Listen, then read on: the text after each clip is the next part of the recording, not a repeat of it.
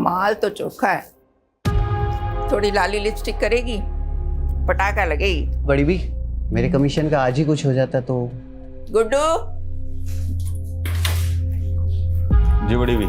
इस कुत्ते का मुंह बंद कर, पैसे ठूस कर।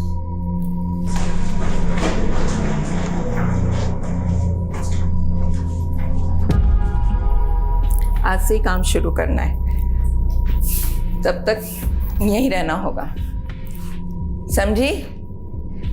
मुंह में जबान नहीं है क्या? भूख लगी है? खाना नहीं खाएगी तो रात भर कैसे टिकेगी? मैं खाना भिजवाती हूँ तुम्हारे लिए।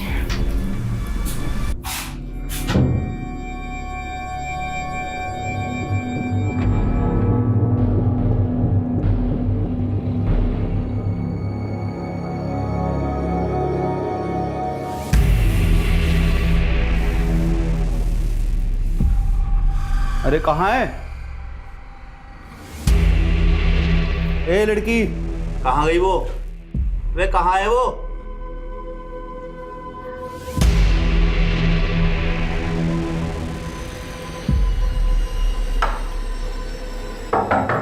लड़की, ए लड़की,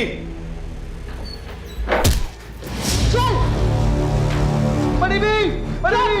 एकदम चुप। क्या हो गया? चल अंदर चल। कौन है तू? अब तेरा बड़े घर जाने का टाइम आ गया। यादव, शिलादा सेफ है, जल्दी से आ जाओ। अरे मैडम जी, हम तो सोशल वर्कर हैं, गरीब बच्चियों को काम दिलाते हैं। आपको कोई गलतफहमी हुई है। तेरा पूरा काला चिट्ठा है हमारे पास। इन दोनों को लेके जाओ और तब तक तोड़ो जब तक लाठी और हड्डी में से एक टूट ना जाए। चलो लेके जाओ। चल चल चल निकल, चल चल सारे।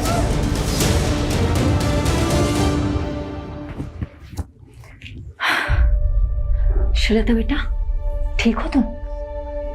कुछ नहीं होगा तुम्हें, ओके? तुम सेफ हो। जल्दी से अपने मम्मी पापा के पास पहुंच जाओगी।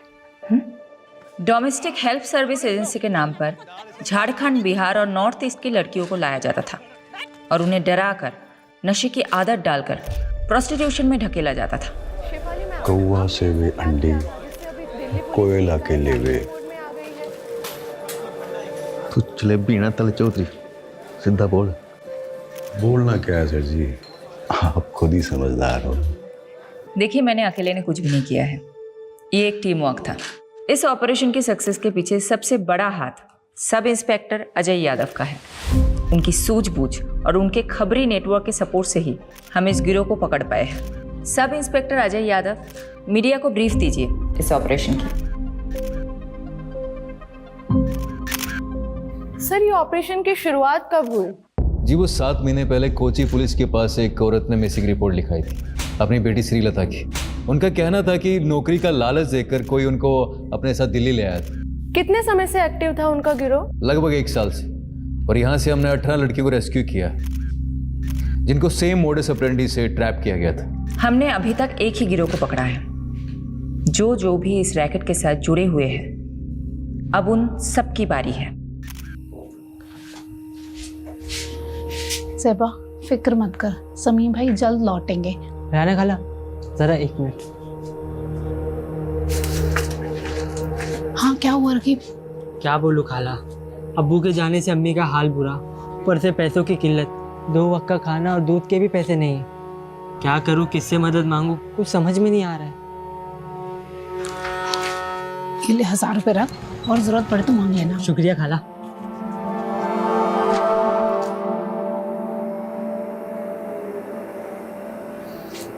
अजीज, शमीम का कुछ पता चला क्या? पुलिस ने कहा है कि वो पता लगाएगी शमीम का।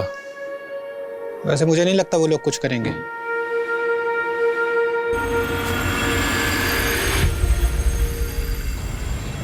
पाव चम्मच हल्दी, 1 कप गाढ़ा दही।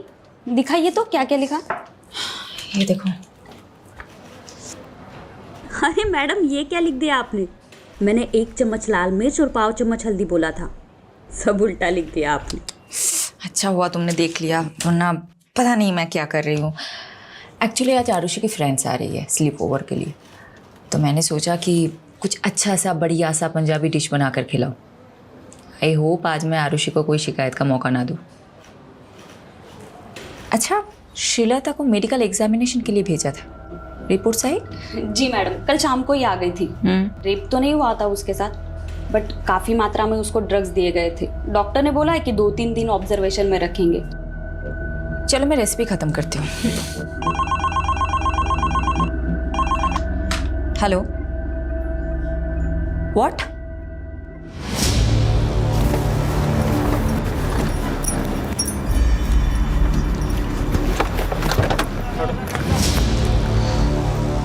जय हिंद मैम।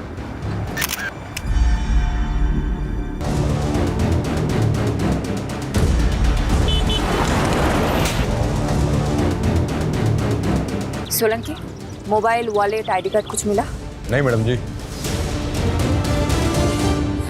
सोलंकी, पोस्टमार्टम के लिए गाड़ी को बुलाया कि नहीं? हाँ बोला सर। बोल दिया ना? कब तक आ रहे हैं? बस 10 मिनट बाद आ रहा हूँ। फिर चेक कर ले एक बार।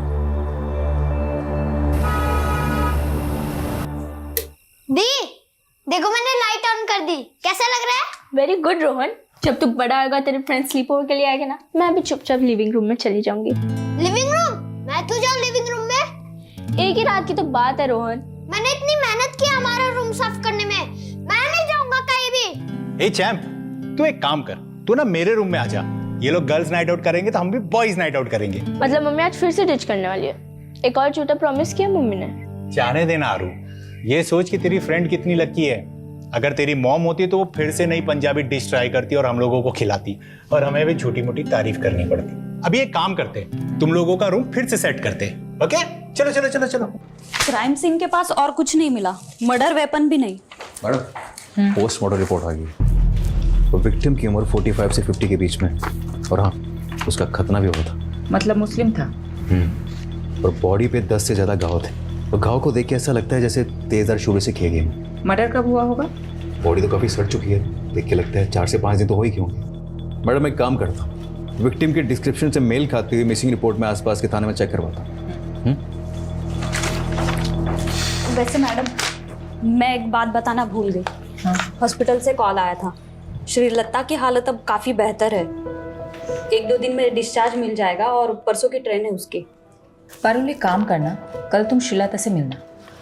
और ये लो, इस पैसों से उसे एक मोबाइल खरीद देना। और परसों तुम खुद जाना उसे स्टेशन छोड़ने, ओके?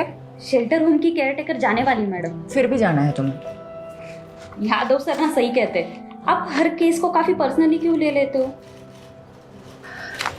जब तुम खुद माँ बनोगी तब समझ जाओगे। मैडम, किस्मत साथ दे रही है हमारा इस केस में। ओके। विक्टिम की डिस्क्रिप्शन से मेल खाती हुई मिसिंग रिपोर्ट हमें मिल गई। डिटेल्स बताना। डिटेल्स मैम, 6 दिन पहले नॉर्थ दिल्ली के निर्मल नगर थाने में शमीम खान नाम के एक आदमी की मिसिंग रिपोर्ट लिखाई गई थी। उम्र 45 साल, बीवी और बच्चे के साथ रहता था। बीवी और बच्चे का नाम क्या है? बीवी का नाम ज़ेबा है और बच्चे का नाम रकीब।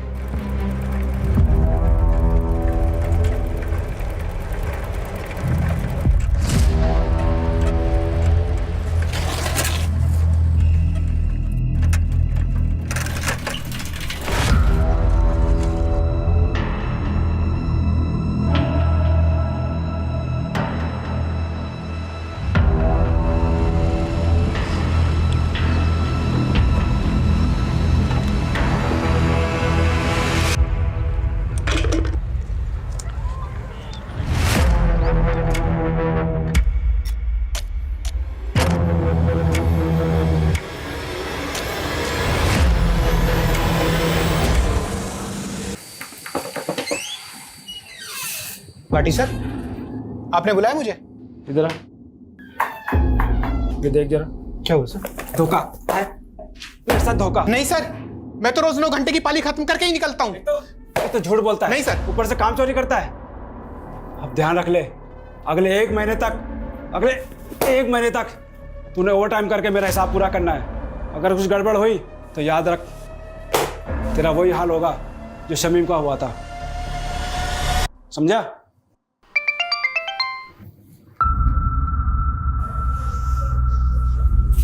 ये क्या है?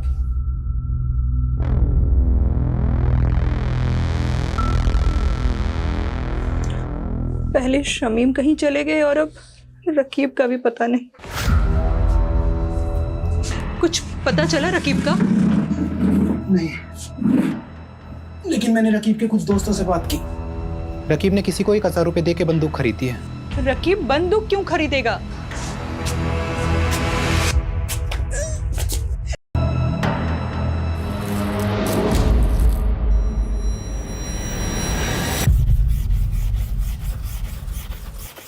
अरे अब्बू, शर्ट को इतना भी मत घिसो कि चीख पड़े। शर्ट चीखेगी नहीं बेटा, चमक उठेगी। ये देख तेरे बाप के हाथों का कमाल।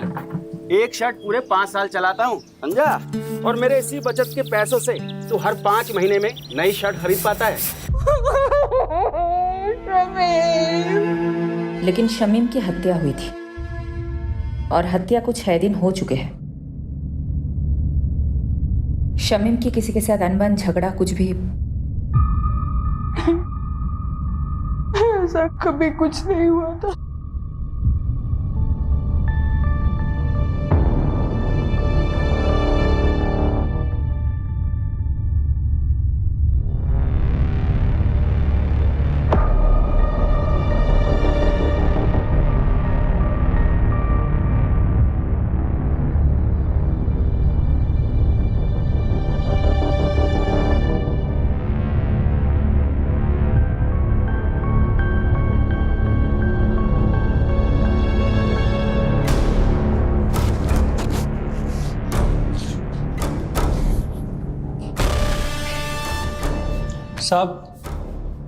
साहब वो बड़े साहब से मिलना था।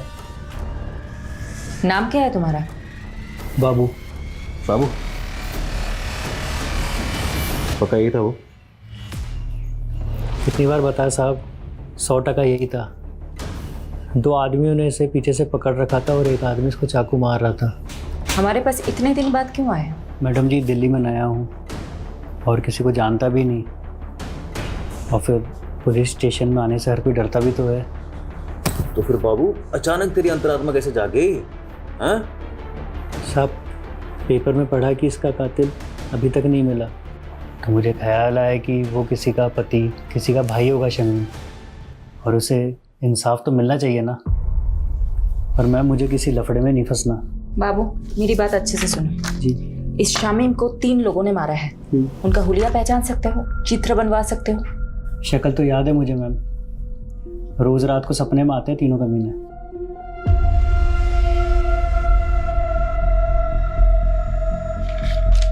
हाँ साहब, हूबहू यही तीनों थे। दीजिए यादव, सभी पुलिस स्टेशन में तीनों के स्केचेस भेजो। एक भी मिल गया तो बाकी 2 अपने आप हाथ लग जाएंगे। मैं ये स्केचेस शमीम की फैमिली को दिखाती हूँ।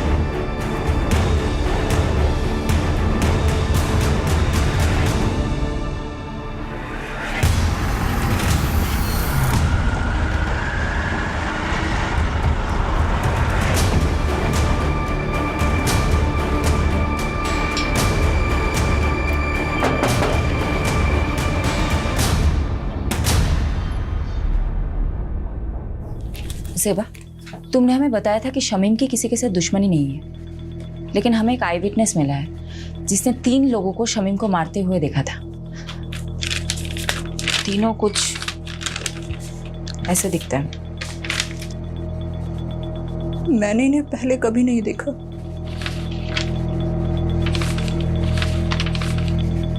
जिस रात शमीम गए थे तभी मुझे अजीब लग रहा था। मैंने उनसे पूछा भी था, ये इतनी रात को कहाँ जा रहे हैं? ज्यादा सवाल मत करो सेबा, जल्दी ही आ जाऊंगा, तुम चुपचाप सो जाओ।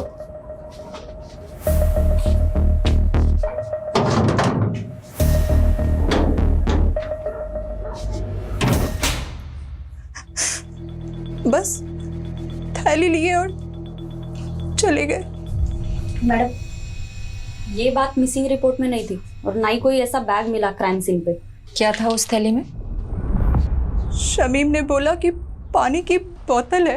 पर हाँ, जिस दिन से वो गए हैं मेरे घर से एक छुरा गायब है। ज़ेबा, तुम्हें कुछ भी याद है हमें बताना, ओके? जी। राकीब, तुम हमें कुछ बताना चाहते हो? ये चोटें कैसे लगी है तुम्हें? वो कल रात मेरे दोस्त करीम से लड़ाई हो गई मेरी। शमीम घर से छुरा लेके निकला था, कहीं ऐसा तो नहीं शिकारी खुद ही किसी का शिकार हो गया? हो सकता है मैडम। वैसे राकीब का घाव देखकर मुझे तो लगा कि वो जरूर कुछ ना कुछ जानता होगा। सख्ती से पूछे क्या? नहीं नहीं, माइनर है, कोई और तरीका आजमाना होगा। यादव कहाँ है? बोल तो रहे थे कि यही आएंगे, पूछती हूँ। काट दिया, कोई और एंगल टटोल रहा होगा।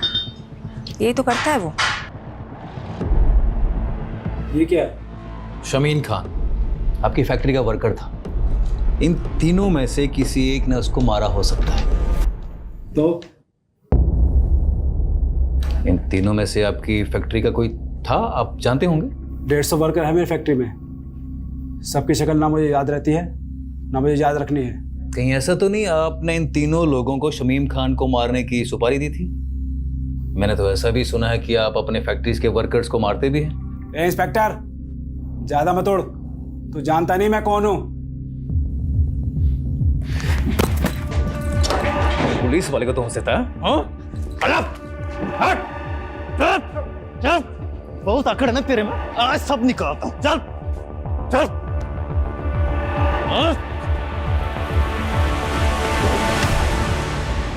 अगली बार घसीटता हुआ सीधा थाने ले जाऊंगा। दोबारा पुलिस के सामने इज्जत से पेश आना। समझा? चल।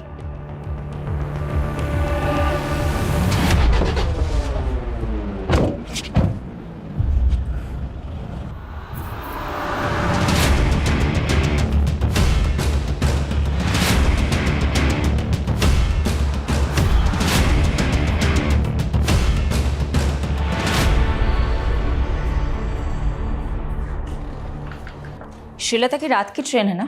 जी मैडम, कल रात तक अपने गांव पहुंच जाएगी। यादव सर का फोन है। स्पीकर पे रखें। हेलो सर, कहाँ हो आप? शमीम जिस फैक्ट्री में काम करता था वहीं गया था पूछताछ करने के लिए। पर पारुल एक काम करना, अभी मैडम को मैं बताना। यादव, फोन स्पीकर पे है। सॉरी मैडम, वो मैं पूरी इन्वेस्टिगेशन होने के बाद आपको बताना चाहता था। क्या बोलूं तुमको? ओके।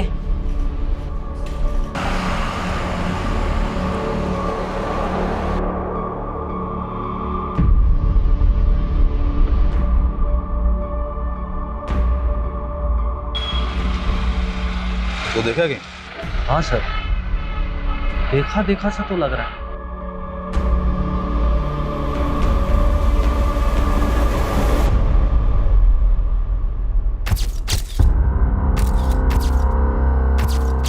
Meenakshi,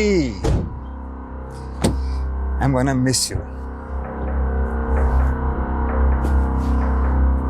उम्र 55 की लेकिन दिल बचपन का है तुम्हारा। 2 दिन के लिए तो जा रहे हो, महीनों के लिए नहीं। हाँ, लेकिन शादी के इतने सालों में भी 2 दिन भी मैं तुमसे दूर कहाँ रहा हूँ कभी। डॉक्टर हर्षवर्धन, मैं तो रेडी थी सूरत जाने के लिए, तुम ही ने तो मना किया ना। अब 2 दिन के लिए तुम मेडिकल कॉन्फ्रेंस में जाके क्या करती? नेक्स्ट मंथ मॉरिशस में एक मेडिकल सेमिनार है, उसमें चलेंगे ना साथ? ठीक है, चल बाय।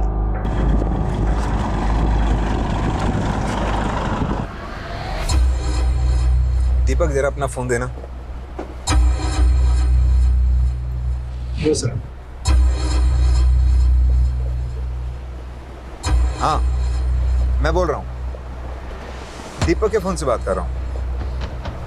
दरअसल मीनाक्षी ने मेरे फोन में कोई स्पाई सॉफ्टवेयर इंस्टॉल कर दिया है। मैं दीपक को भेजता हूँ तुम्हें पिक करने के लिए। Love you, bye. सर, इसके बारे में मालूम चलते फ़ोन मारता हूँ मैं आपको। पता कर। अच्छा, वो रकीब का बायोडाटा निकाला क्या?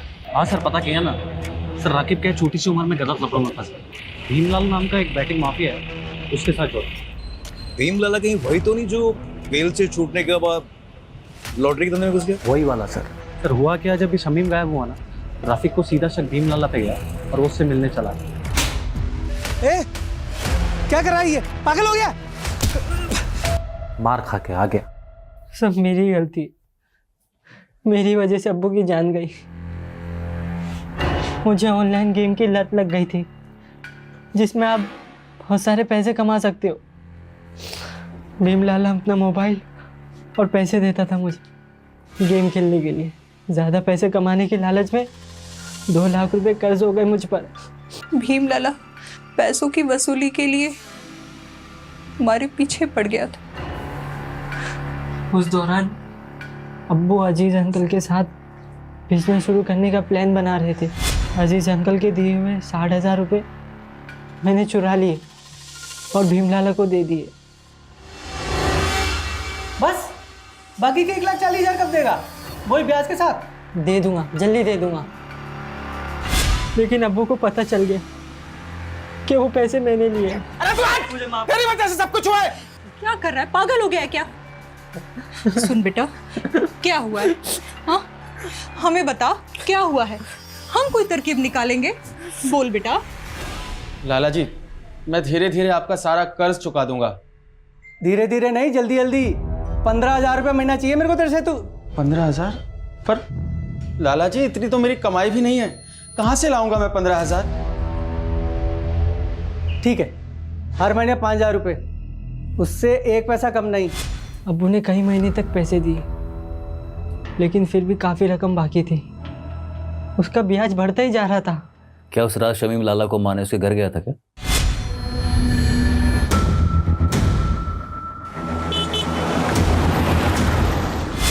ताकि उसका कर्ज ना चुकाना पड़े? लगता तो ऐसा ही है मुझे, इसलिए मैं लाला से अब्बू की मौत का बदला लेना चाहता था। बस करो, कितना मारोगे? मर जाएगा ये।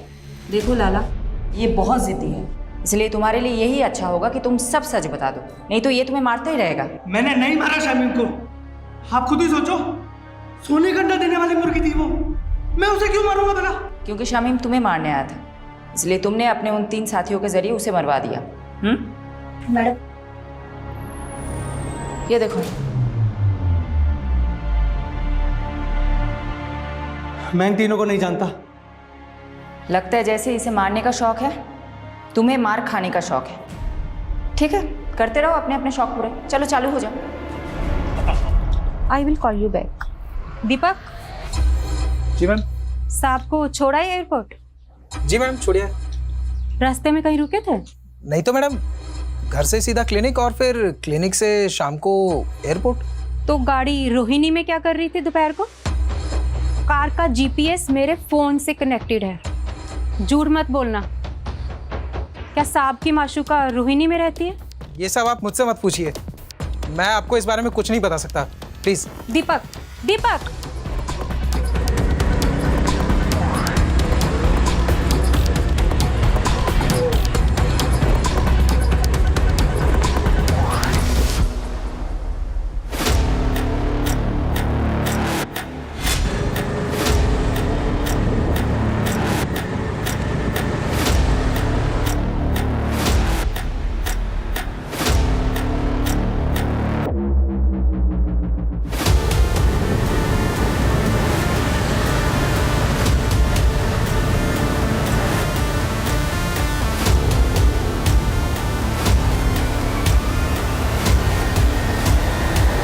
मैडम जी, हम गंगा मैया की कसम खा के कहते हैं, हमने किसी शमीम को नहीं मारा। झूठ मत बोल, हमारे पास चश्मदीद गवाह है जिसने तुझे शमीम का मर्डर करते हुए देखा है, और तेरे साथ ये दोनों थे। कौन है ये दोनों? मैं नहीं जानता मैडम, और जब हमने खून ही नहीं किया है तो देखा किसने? सपने में।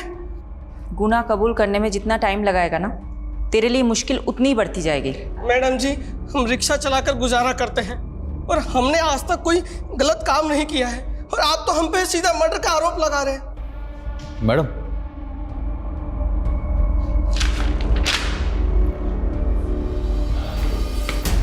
बोलो। हाँ जी, तो के बारे में पता किया मैंने, उसकी मौले से काफ़ी शरीफ आदमी है, कोई क्रिमिनल रिकॉर्ड भी नहीं है इसका। हो सकता है ये मर्डर से डेब्यू किया हो। इसे थोड़ी अपनी वाली ट्रीटमेंट दो, शायद सच उगल दे। तो मैं पारुल को बोलती हूँ शहर के सारे पुलिस स्टेशन में पता करे जीतू का कोई क्रिमिनल रिकॉर्ड है या नहीं।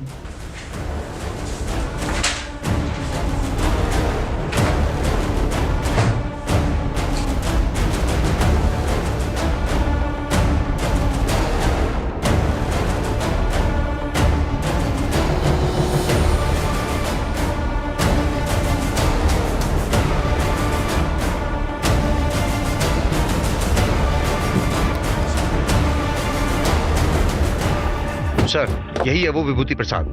अरे कुछ नहीं किया तूने, वैसे घुमाने लेके जा रहे हैं। मैंने क्या किया साहब? लेके डाल इसको। मुझे कहाँ लेके जा रहे हो? लेके चल इसको। जैसी करनी वैसी भरनी।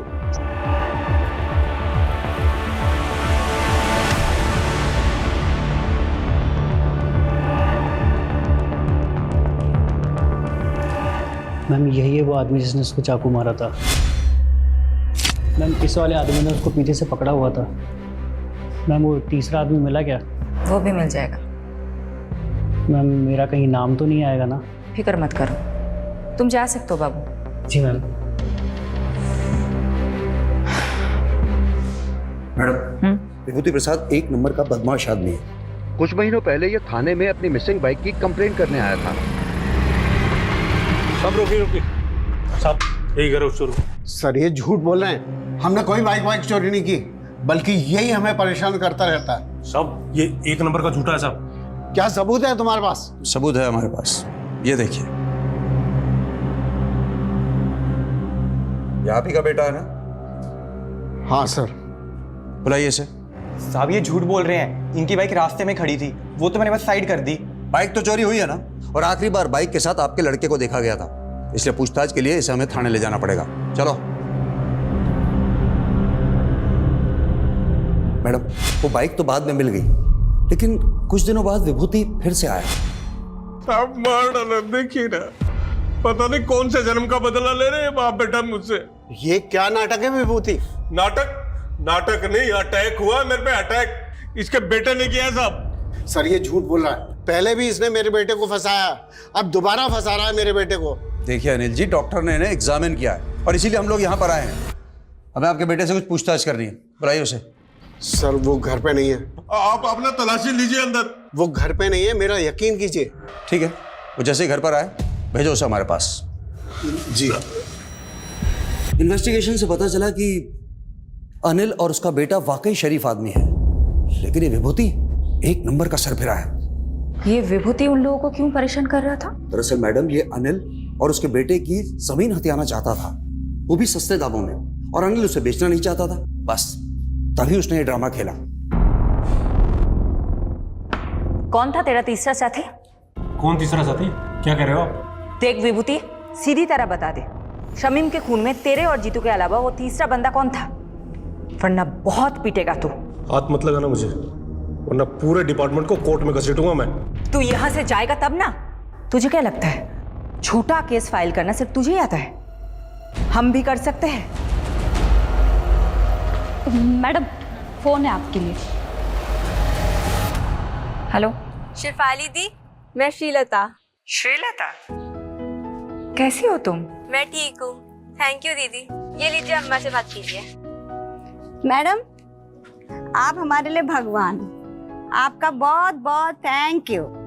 अरे आप मुझे थैंक यू मत बोलिए, आप बस अपना और श्रीलता का ख्याल रखिए, उसे खूब पढ़ाइए। मैं आपके टच में रहूंगी। जी मैडम। बाय।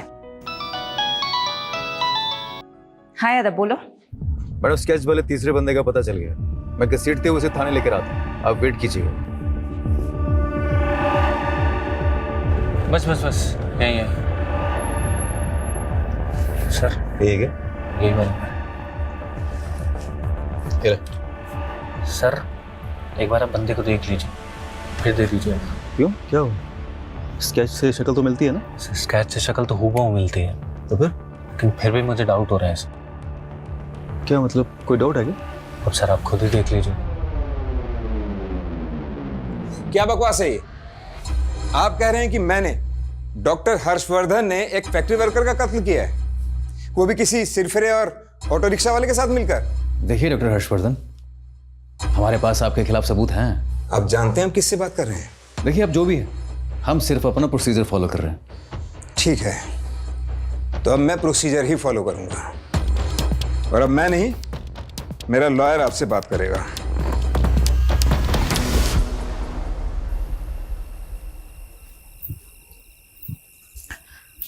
ये लो। हाँ हाँ, सब हंस रहे हैं मुझ पर, तुम भी हंस लो। सॉरी शिफाली, लेकिन ये तुम्हारा यादव है ना, जोश में होश को बैठता है। गलती सबसे होती है, इट्स ओके। ये गलती नहीं, ब्लंडर था।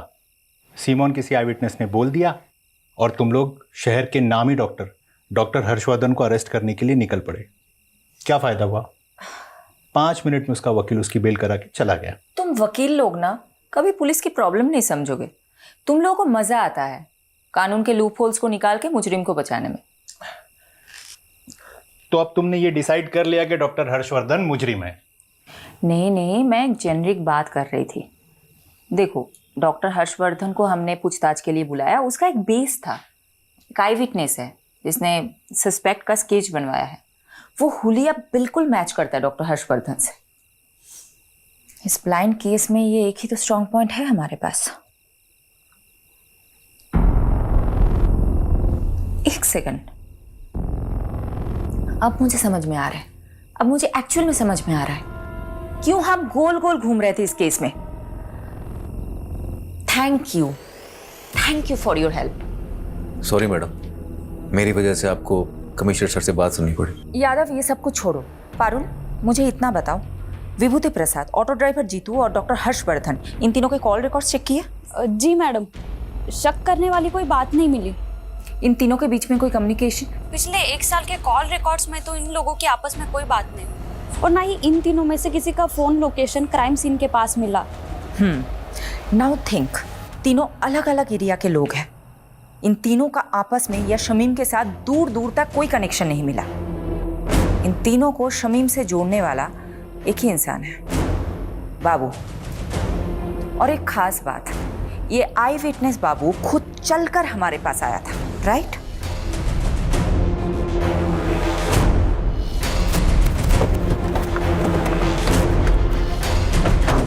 यादव,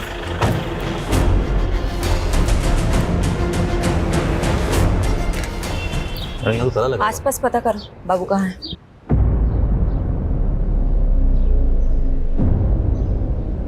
मैं बाद में बात करती हूँ। क्या हुआ? मैडम, आसपास पड़ोसी से बातचीत की मैंने। उनका कहना है कि बाबू काफी दिनों से गायब और उसका फोन भी बंद आ रहा है। मैंने ट्राई किया। मैडम जी, आप यकीन नहीं करोगे इस घर का मकान मालिक कौन है। मैडम, बाबू मेरे दूसरे वाले घर पर भाड़े पे रहता था। जब विभूति ने मेरे बेटे राकेश पर इल्ज़ाम लगाया ना, तो मैंने ही राकेश को बाबू के साथ में उस घर में रहने के लिए बोल दिया था, छुपा दिया था उसको। वो घर पे नहीं है, मेरा यकीन कीजिए। ठीक है, वो जैसे ही घर पर आए भेजो उसे हमारे पास।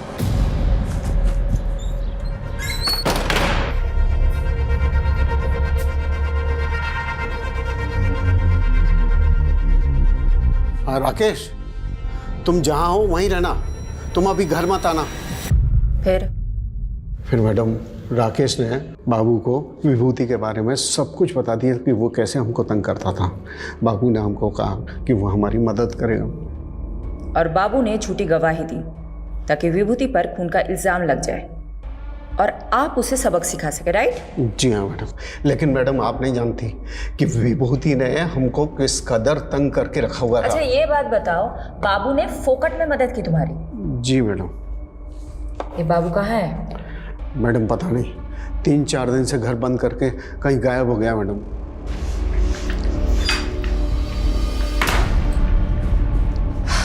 मैडम, बाबू के खिलाफ लुकआउट नोटिस जारी कर दिया है।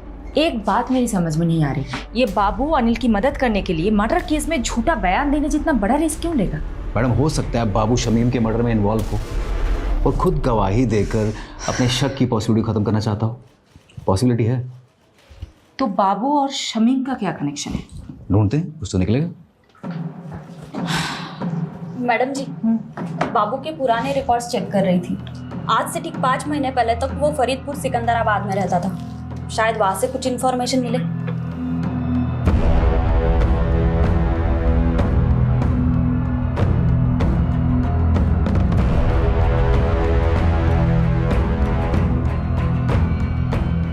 मैडम बाबू और बिलाल इसी गांव का रहने वाला था। 16 साल की उम्र में उसने अपने दोस्त की हत्या की थी। तब से वो गांव छोड़ के फरार हो गया था। सबूत ना होने की वजह से आरोप कभी साबित ही नहीं हो पाया और आज तक ये नहीं पता चल पाया कि बाबू ने अपने दोस्त को मारा क्यों। लेकिन यादव, बाबू के पास्ट के साथ शमीम का क्या कनेक्शन है? शमीम से कोई कनेक्शन नहीं है मैडम, लेकिन रेहाना से। अजीज की बीवी रेहाना बाबू की कजन थी।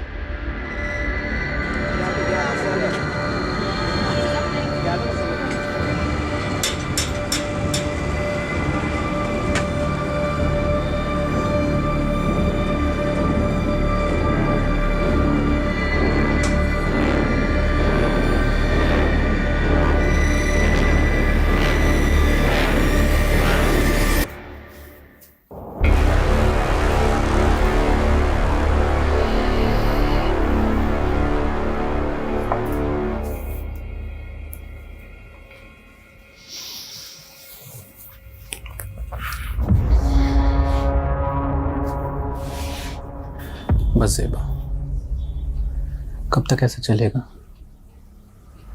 मैं तुम्हें अपना बनाना चाहता हूँ, तुमसे निकाह करना चाहता हूँ। अजीज, हमारे बीच जो कुछ भी हुआ वो गलत था, जिसकी सजा भुगत रही हूं मैं। शमीम की रूह को मैं और तकलीफ नहीं देना चाहती। ऐसा मत कहो ज़ेबा, मैंने सब कुछ तुम्हारे लिए किया है।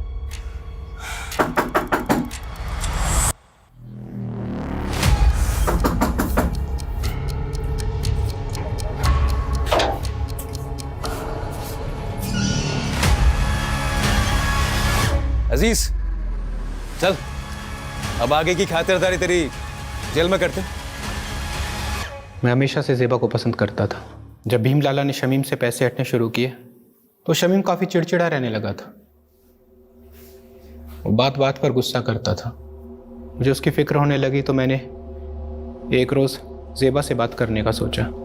अजीज, मेरी मुश्किलें तो ख़त्म होने का नाम ही नहीं ले रही हैं। रकीब की नादानी ने सब बर्बाद कर दिया। शमीम दिन रात काम करते हैं। मुझे कहीं ना कहीं अंदाजा था कि ये मसला पैसों का है।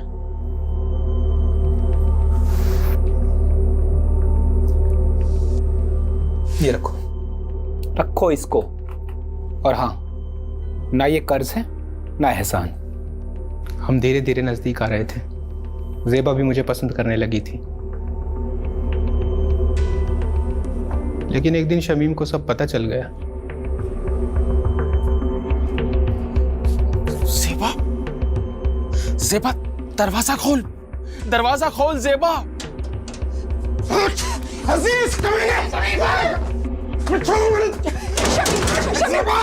शमीम, मुझे माफ कर दीजिए, मैं आपके हाथ जोड़ती हूँ। गलती हो गई शमीम, माफ कर दीजिए, हमसे बहुत बड़ी गलती हो गई, माफ कर दीजिए शमीम। उस दिन के बाद से सब खत्म हो गया था।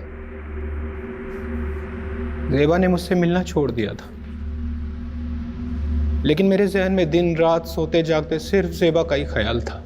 तो ज़ेबा को पाने के लिए शमीम को रास्ते से हटाने का प्लान बनाया तुमने?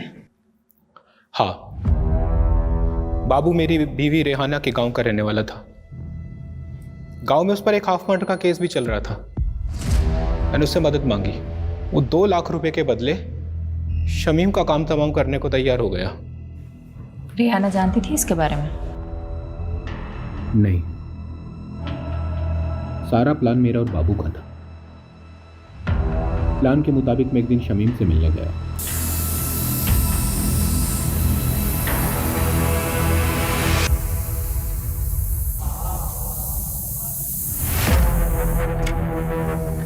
शमीम भाई, मैं अपनी गलती पे बहुत शर्मिंदा हूँ, इसीलिए मैंने शहर छोड़कर हमेशा के लिए मुंबई जाने का फैसला किया है। इसके बाद मैं अपनी शक्ल आपको कभी नहीं दिखाऊंगा। बस जाने से पहले दिल खोलकर आपसे बात करना चाहता था। क्या आप मुझसे मिलने आएंगे एक बार? जरूर आऊंगा जी।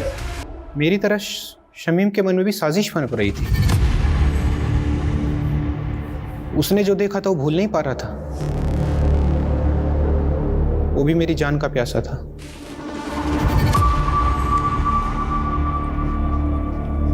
अरे शमीम भाई, बहुत बहुत शुक्रिया आप आए, सच बहुत खुशी हुई।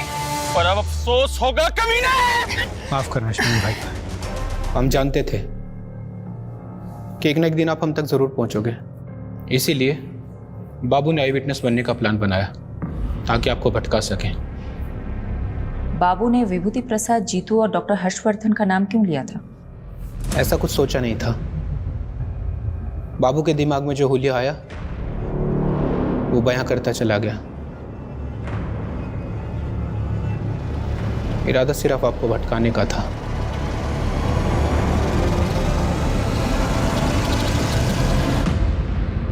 वाह मॉम, खाना बहुत अच्छा बना है। थैंक यू बेटा। याशी बेटा, अब तो कुछ खा ही नहीं रही हो, ऐसे नहीं चलेगा। ये मैंने स्पेशली तुम्हारे लिए बना, खा लो। ये लो, थोड़ा खा लो। मुझे तो लगा था हमारी शायद फ्लॉप होने वाली है, ये तो हिट हो गई।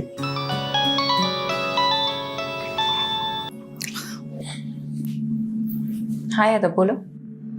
मैडम, बाबू पकड़ा गया, माऊ में जाकर छिपा था। उसने बताया जीतू और डॉक्टर हर्षवर्धन का नाम क्यों लिया था? बदला लेने के लिए। बड़ी अजीब कहानी है मैडम। बाबू जब पहली बार शहर आया था तो उसने जीतू का रिक्शा लिया था और सिर्फ 15 रुपए के लिए दोनों में बहस हो गई। क्या 15 रुपए के लिए बाबू ने जीतू को मर्डर केस में फंसाया? जी मैडम, और डॉक्टर हर्षवर्धन के क्लिनिक में बाबू ने उसकी नर्स को छेड़ दिया था, जिसलिए डॉक्टर हर्षवर्धन ने उसको बहुत जलील किया था सबके सामने, और उसका बदला लेने के लिए उसने डॉक्टर हर्षवर्धन को बलि का बकरा बना दिया इस मर्डर केस में। लोग कितनी छोटी बात गांठ बात लेते हैं। चलो अच्छा है, ये केस तो सॉल्व हुआ। अब मैं चैन से अपनी फैमिली के साथ खाना खा सकती हूँ। अरे बिल्कुल madam. Good job Yadav. Thank you madam. Bye.